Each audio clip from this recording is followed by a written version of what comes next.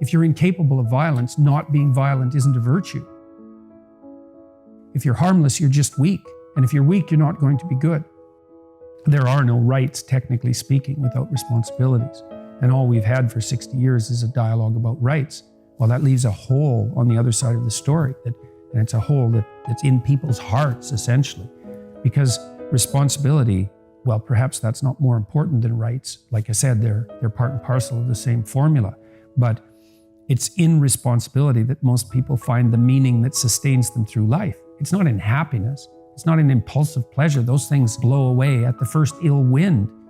But to adopt the responsibility for your own well-being and to try to put your family together and to try to serve your community and to try to seek for eternal truths and to live them, that's the sort of thing that can ground you in your life enough so that you can withstand the difficulty of life.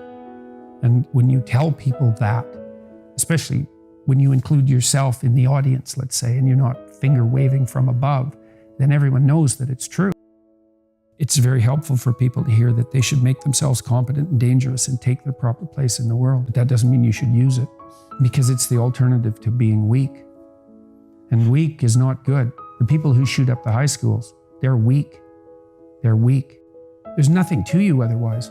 Like if you're not a formidable force, there's no morality in your self-control. If you're incapable of violence, not being violent isn't a virtue. People who teach martial arts know this full well, right? If you learn a martial art, you learn to be dangerous, but simultaneously you learn to control it. Both of those come together. And the combination of that capacity for danger and the capacity for control is what brings about the virtue. Otherwise, you confuse weakness with moral virtue. I'm harmless, therefore I'm good. It's like, no, that isn't how it works. That isn't how it works at all. If you're harmless, you're just weak. And if you're weak, you're not going to be good. You can't be, because it takes strength to be good. It's very difficult to be good. And life is a very difficult process, and you're not prepared for it unless you have the capacity to be dangerous. That doesn't mean that you should be cruel. It doesn't mean any of that. There's a statement in the New Testament, the meek shall inherit the earth. But the meek isn't well translated. It means something more like those who have swords and know how to use them but keep them sheathed will inherit the world. That's a way better way of thinking about it. You have to be powerful and formidable and then peaceful, in that order, right? And that's not the same as being naive and weak and harmless, which is what young men are being encouraged to be. It's like, that's a very bad idea.